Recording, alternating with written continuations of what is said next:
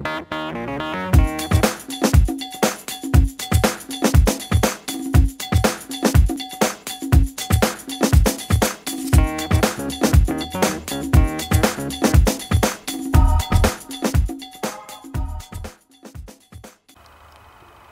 is the ABS Freestyle we've been building for some time now, and preparing it for the IVA test, and one of the issues we had was the speedometer.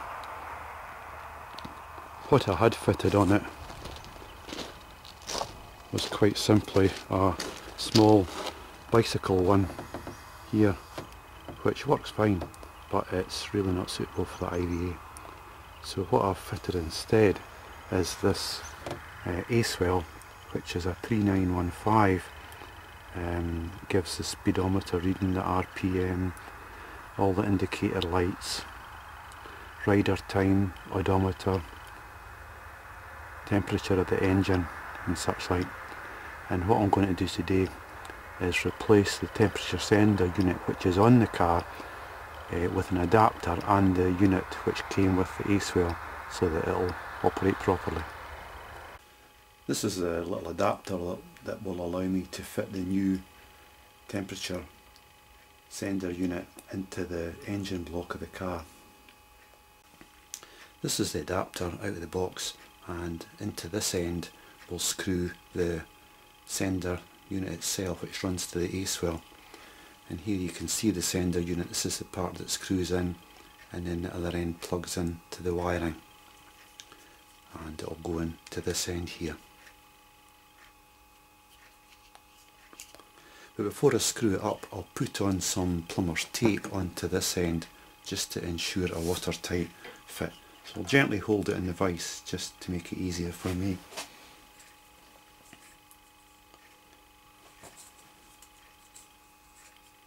And just put a few turns round on the tape, not too many.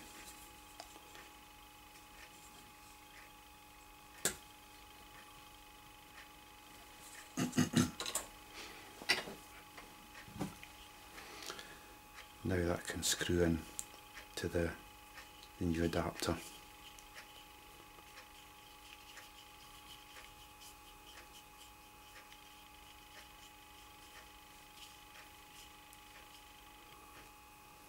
And tighten up. So I've screwed it in finger tight, and I'll just give it a turn with a spanner. Not too much at the moment, because I'll tighten it properly when it's into the car. So that's it, ready now to fit. I'll also put some tape around those threads which go into the block, just to ensure a watertight fit. I'm now getting ready to fit the new sender unit to the engine, and this is the one I'm going to fit. You see I've put a few loops of tape around it. Make sure you're ready with the correct spanners to take out the old one and put in the new one. There will be a little bit of water loss from this hole, but it won't be severe if you keep the radiator cap onto the engine.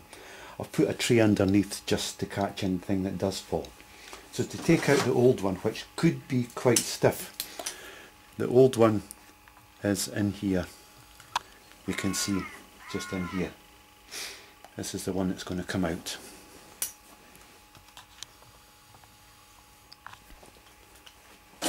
Make sure you use a proper hex socket here.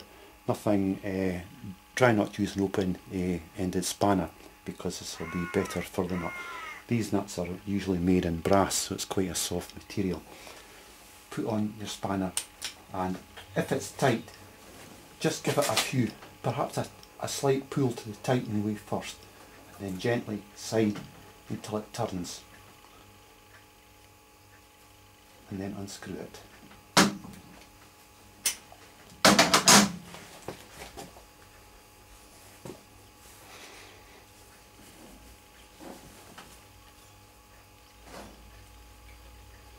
Now that it's about to come out, make sure you've got your new one ready to screw in, just to save any water dropping out the engine.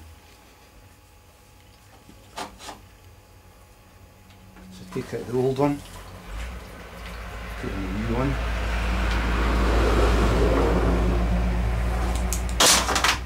screw it up finger tight first.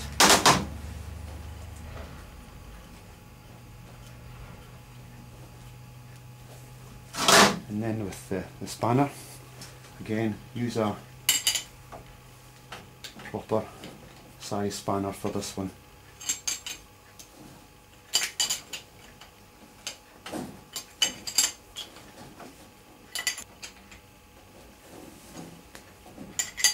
Now that it's tight, don't over tighten it. The torque on this is probably only about 16 pounds per foot, which is not much because you don't want to strip any of the threads. So tighten it just enough.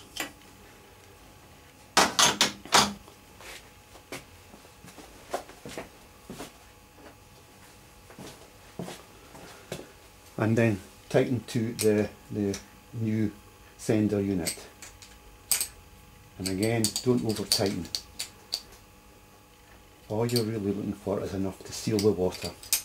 You can always give a little bit more tightening once you test it. And that's the new one fitted. You can see now the new sender unit plugged into the adapter down here.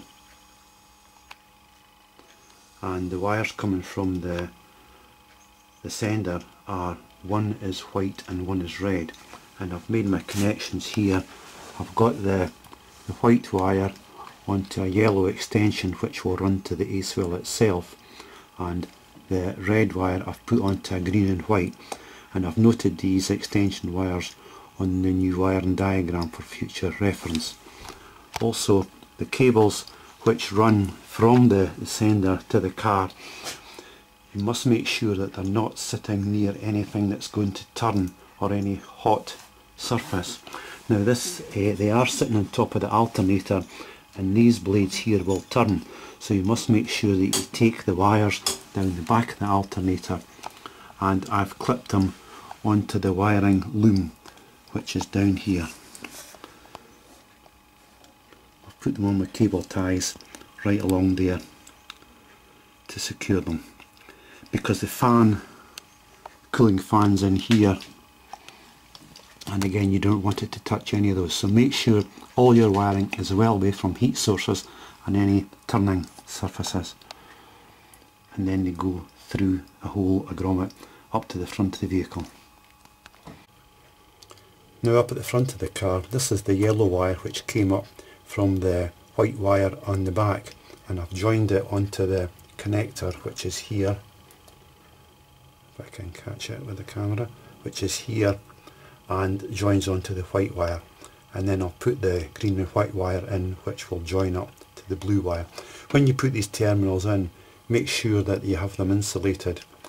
I've put tape around here because you don't want these two terminals to touch, and it's the same at the back, and put insulation around the terminals at the back of the car too.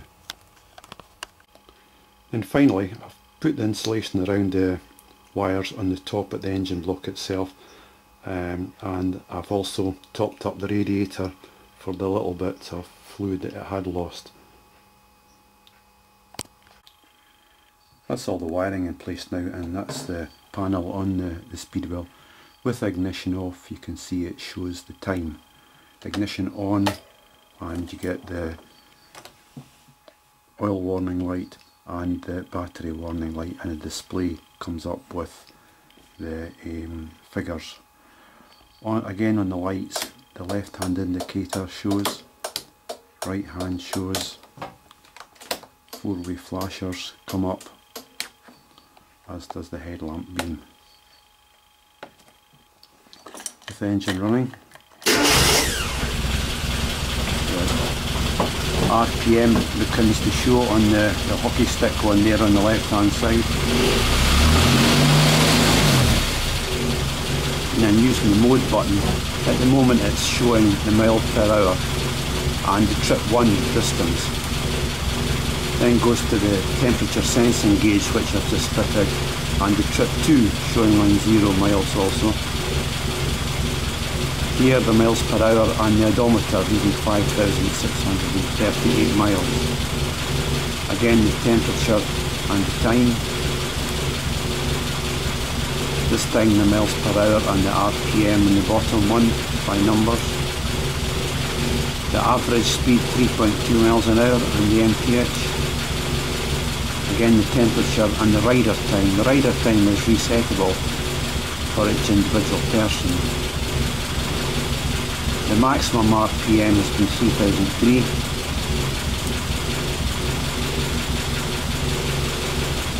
The maximum temperature that's run at is 143°C, and the maximum time it's been ridden 141 hours. Trip 1 again on 0 and the mile per hour. And that's how to change a water temperature sender really on any car, and also how to wire up the temperature sensor for the Acewell and how it operates.